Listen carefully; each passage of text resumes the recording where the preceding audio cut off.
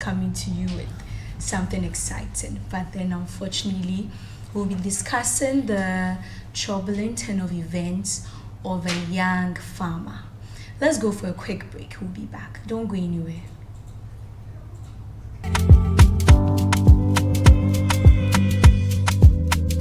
Welcome to the TIA's office. Come on in and let's embark on an exciting journey together. We are excited to develop the West African Sub-Regions Agriculture Sector with three key amazing services: the financial support, technical support, and offtake support. Join us as we showcase our diverse teams, share our values of network, and give you a sneak peek into the exciting projects we are working on.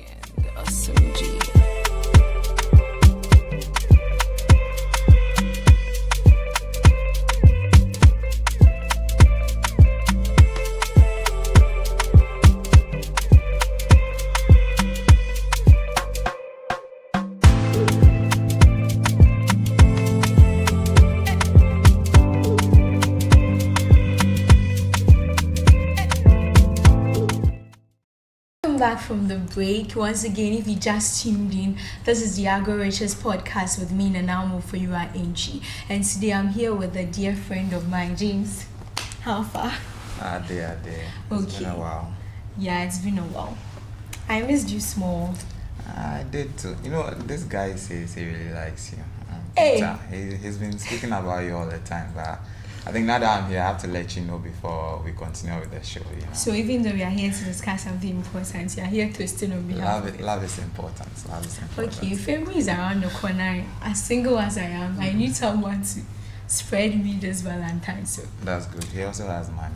yeah, so tell him to prepare. Great. So we'll be discussing a very, he's my friend, so when I meet him, say yeah. But then we'll be discussing, as I mentioned earlier, a certain of event of a young farmer named Mr. Frederick Frimpong. Most of you may know him as Fred or the goods guy. Yes, or Fred farming in Africa. So he's been all over the news recently concerning something really troubling happening to him. So if you don't know him, Fred is the CEO of Farming in Africa and Sementia Farms. So Sementia L&D Farms is a farm located at Senase, a town close to Brekum and under the Brekum traditional area or council. Yeah. And in a couple of weeks ago, the Brekum Traditional Council actually announced that there has been a traditional decree prohibiting its inhabitants from rearing goats in the town. So if you have any goats at Brekum or Senase or any of the suburbs in Brekum, you are to get rid of them. Yes, that's true. Yeah, and apparently after that declaration, some people went around killing goats in the town, but Fred, who was a goat farmer, was not harmed in that incident because his farm is confined and all that.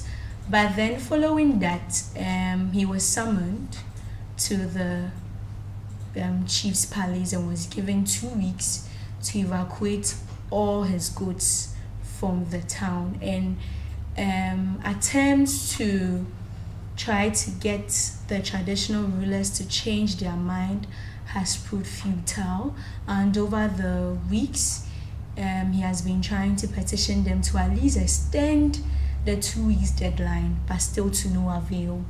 Following that, the Bono Regional Minister, Honorable Justina, also visited his farm with a couple of her people, and they saw the good work the man is doing. And just a little background, I know someone might be watching and go like, oh, so you goats freeway. But then we are talking about a 5 million Ghana cedis investment.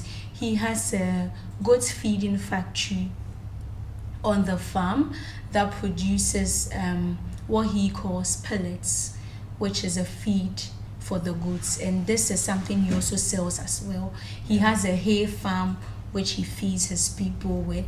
He has a fia grass plantation where he grows.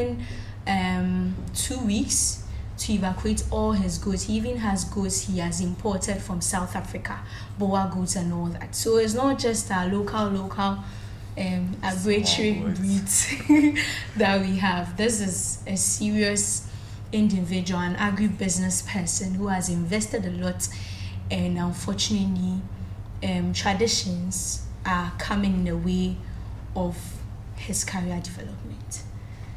James, Anna, what do you think about you know, this? What do you have to say? I'm really saddened by this story because personally I want to venture into animal husbandry. Not goats, but something else. What? I'll tell you in secret. I'll Okay. tell you in secret. Okay. But the thing is that when I heard about it, I was really worried because for someone who wants to venture into it, it has actually taken me aback to rethink whether to go in or to come out. And I'm considering someone who has spent over 5 million Ghana cedis, Yeah.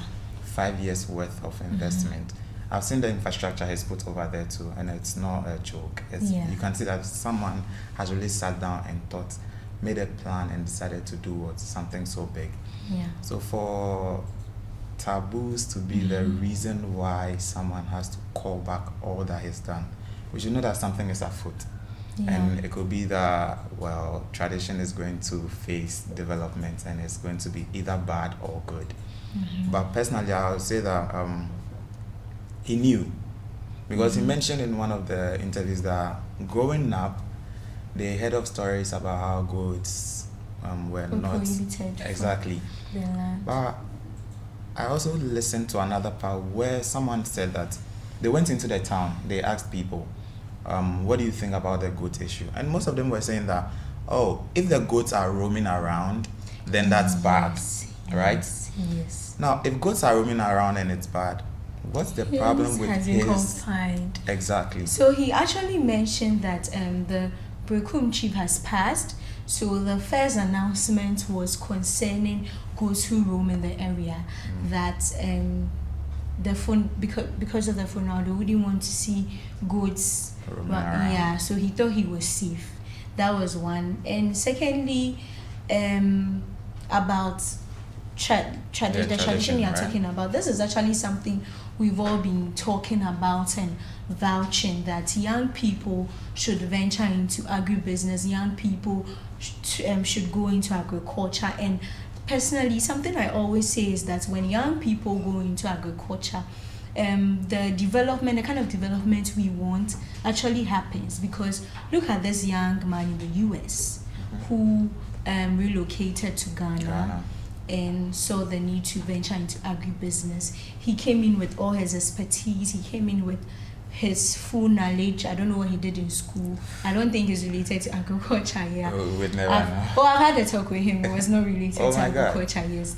But then he saw the need to venture into the field. He actually travels to learn Yes. more about it. He was in South Africa when he heard the news about the farm. Yes, at a conference, learning about how to better the goat farming thing. And the Sementia Farms actually goes beyond goat farming. It's actually a learning institute where people come to learn. He has a YouTube channel where he shares his success stories and failures to educate people who want to venture into the Goat field. farming. When you go and read his comments, you get people from all walks of life going like, oh, how much is a land? Can you help me purchase a land so I start goat farming? You've actually inspired me to venture into goat farming. So you can see he's changing lives and he's changing mindsets all over, and that is what we live to see. He could even be the ambassador for this planting for food and jobs thing, trying to get young people in the field. Speaking about him creating the pallets, right? He also has a school, right? Yes. And he mentioned that he has 700 people. And you see, for other animals, he had a fish pond, he had cows, cattle, sorry. Yeah. And then he mentioned And that, poultry. yes, he quit all of them. He put a stop just to get into goats. And that's the one thing that what the town prohibits. So you could see what kind of devastation he'll be going through, because he has stopped everything, all investments, and focused on what one. You could say that he didn't want to spread so thin, going into different directions, but he wanted to go into one pivotal place, and then that's the one place that has been hit so bad. Exactly. On that note, let's talk about goats farming. He mentioned a couple of things that he decided to quit because they were easier to do. But why do you think, what are the advantages of entering into goats farming? Why specifically goats farming and no other things? If you were to go into goats farming, why would you consider goats and no cattle? First and foremost, because we are in a country and we do everything in this nation, I'd say that goat farming actually helps with food security in the country. Yeah. And if you do not know, it actually helps the GDP of the country to actually go higher. Okay. And then goat farming, people venture mainly because it normally happens in small quantities for the meat. Yeah. And sometimes to sell one or two, for Christmas, and we I prefer goat meat, tolo beef too. Yeah. They just have this aroma, especially the male goats. Right. Have the male goats in your soup. The pampim ones. The pampim. Those ones. We like those ones. But you see, goat actually helps the country, and we get meat from it. We get milk, and we actually get all sorts of things.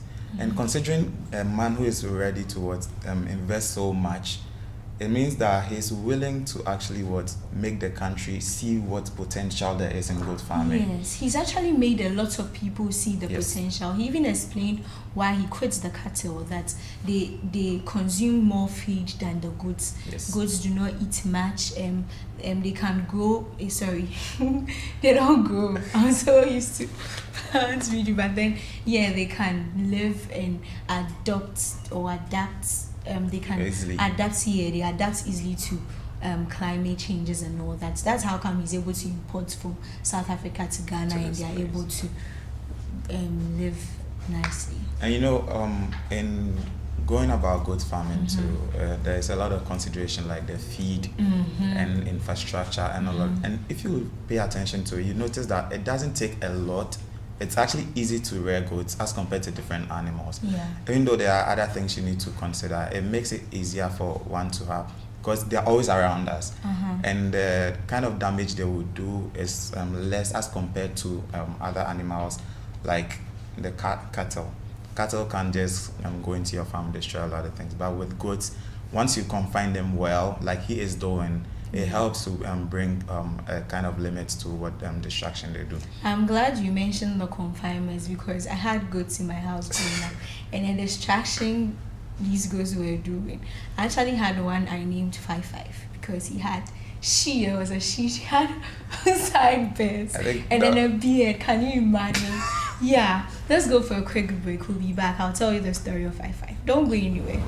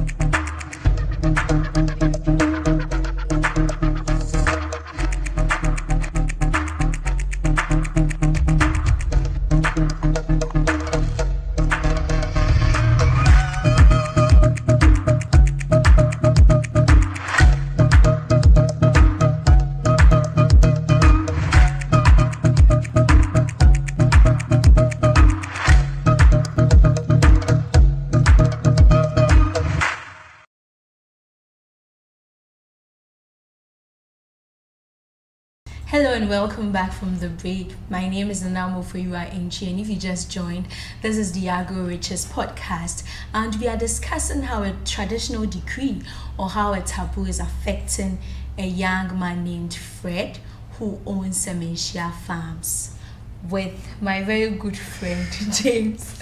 Makion. So James, before we went on the break, I was telling you the story. 5-5. Yes, my 5-5. lovely goat 5-5.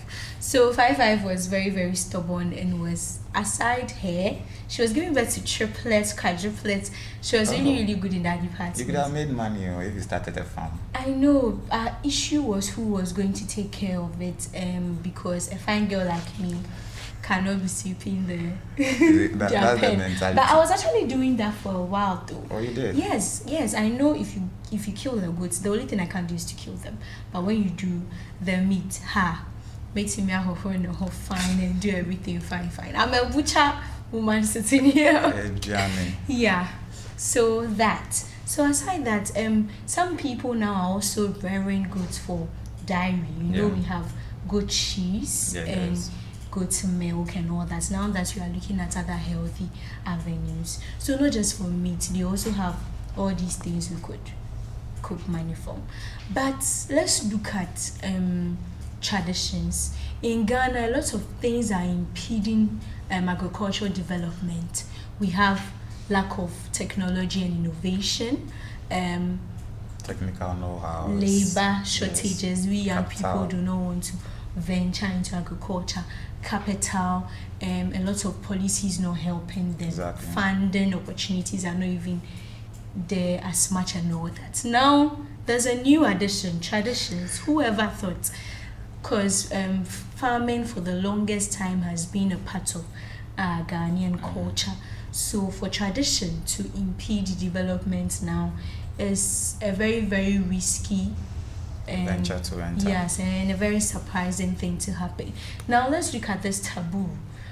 Traditional rulers got up one day and went like, Fred, we want the goats out of our land 2 weeks. And according to him, he went to the traditional rulers, got some of them to actually visit the farm, thinking perhaps when they see the magnitude of what he's done and how why are you laughing? This is serious.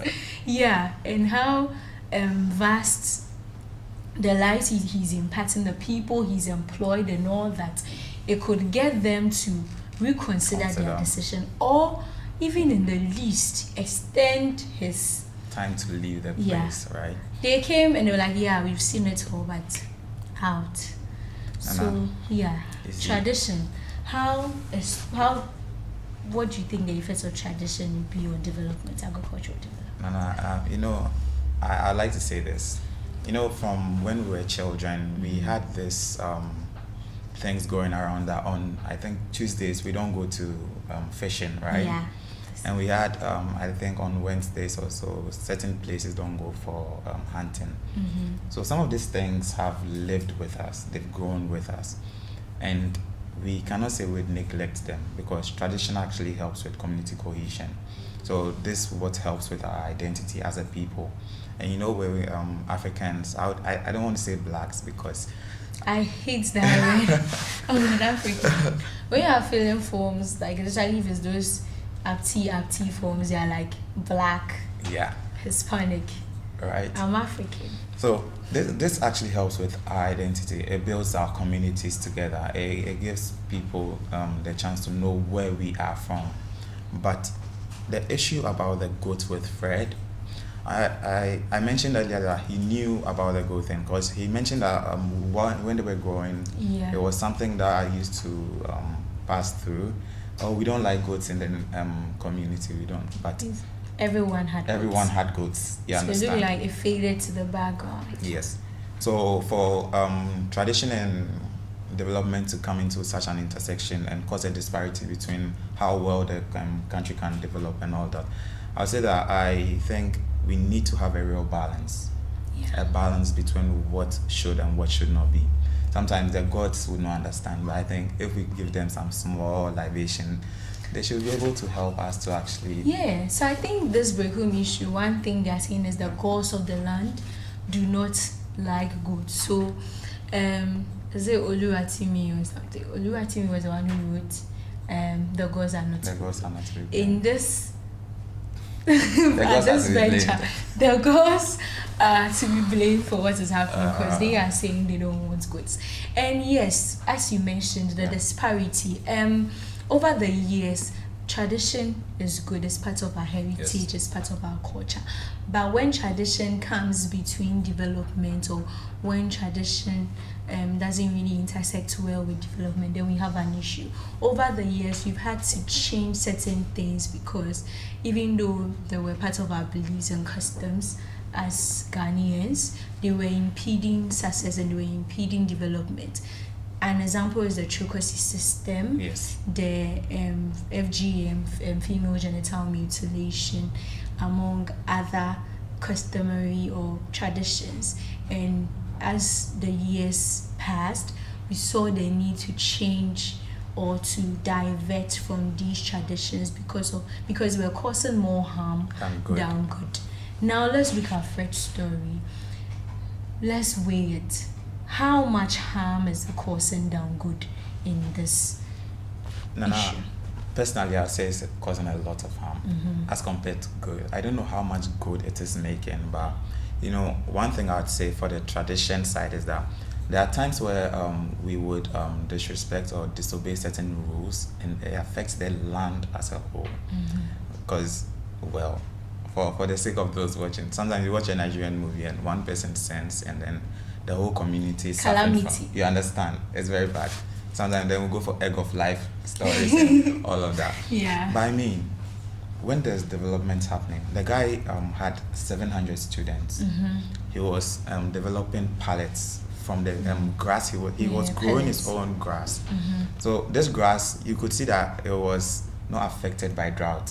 Yeah. So you could see that Very drought something resistant. real was actually happening with this guy. Whatever he was investing was actually what making sense. And this pellets he actually made himself. So he was producing his own goat feed, Yes. which when he fed his goats and he realized they were really good, he started selling Yes. that and all that. So this actually impacts economically. You understand? It actually impacts educationally as well, because he made mention that he's actually trying to make sure that they learn from what they are doing, so that someone can just ask him, I have 2 goats. How can this help me? He teach you how to make what? How to cause Exactly. them to, So he's brought in South African goats, and they are bigger. You could see that they are bigger than what we have here. yeah. Something like that he could sell for maybe 1,500 cedis or 2,000. No. He actually made a video when he went for the goats and they were selling for he imported them for Yeah. $1,000. My God. Yeah, so look at all that investment going down the drain. So you could see that he was ready to invest so much. And think about it. He did this thing in a place that we would call a rural community, right? And he invested about 50,000 in building this infrastructure. The money is circulating right in the community because the masons are coming from the same place, the carpenters are coming from the same place, the farmers, Teachers for the school, all of them. farm manager. You see, so it means money is circulating in the country, and it's from an individual in the country. This raises our GDP. So you could see that this money would not be attributed to money that is coming from different countries. It cuts down unemployment because Exactly. it's employing people of the town. Now look at all the people who are going to be unemployed Just because till of further this decree, notice. right? Exactly. You mentioned the fishing thing. Yes. And even that we had a good or a bright side to it, that they allowed the water bodies to rest Yes. and all that, because you go fishing every single day, so one day is like giving them rest It and all gives some that. kind of rest for Right the fishes now- to also have family time. you Right now, we've understand? actually learned from that and even brought up this policy where they lock the sea for a couple of months to allow the fishes to right. go and all that. So you see, we learned something from that tradition and it actually helped us. But what are we learning from there's no goats in Brekum? Especially allowing the person to grow goats for 5 years. 5 years has brought about development. He has employed people. What harm did you cause the town or the gods of the land? I think that with that, they would actually veer into spirituality, because the reason why the goat issue actually began is for the funeral, as they said. And for a funeral, you know that certain rituals and rites would be the reason why they actually wanted to. But you see, the way they went about it, I understand people went about killing goats in the Yes, town. that's a The serious- onslaught of animals. it's actually not really good because there'll be kids around seeing blood all over the place, and macho guys holding machetes going around trying to kill. And my question is, when they kill the goat, do they just leave it there or they carry it away for Tolu? You're very now. You're very now. You're very now. This is a very, very serious issue.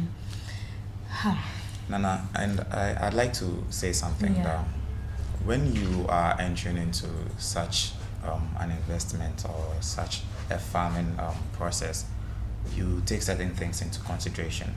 So for some of us who are listening, like myself, who wants to enter into something like this, I'll say that we should actually do more research, not into what we want to venture, but where we want to actually go and do this. So these are lessons from this master, And it shouldn't actually stop us that someone was stopped after 5 years. It should be a learning curve for us, because from what he was saying, you could see that he wasn't very sure if he wanted to continue again or delve into a different kind of farming, maybe cattle. He feels, I think he's so devastated that he doesn't know what's next to do. That's like midlife crisis. So you stop everything to venture into goods, and then just when he moved the cattle from the farm a couple of months, he actually sold them within 2 days, just because he wanted to make the goods his main focus. Priority. Yes. Only for the devil to strike. Oh well, I don't know, but for me, I think we should reconsider and find a simple balance between tradition and development. Because if we would continue holding on to certain things, it would actually bring us back. And for a long while now, Ghana has been known as a developing country. When do we enter into a developed country? It will take a while, but some of these things, not abolished, but should be reconsidered. Some of us should find time, and if we visit the traditional councils, let's speak to them and find out a way they could actually mitigate some of these issues, so we could have a developing country get to a particular place where we know we've actually come so far with agriculture also. So following this story, besides, he also mentioned that he was trying to get government's intervention, or at least plead on his behalf. But when it comes to traditions, government doesn't want to really venture so much, because at the end of the day, they are the owners of the land, even if they sold it to you and all that.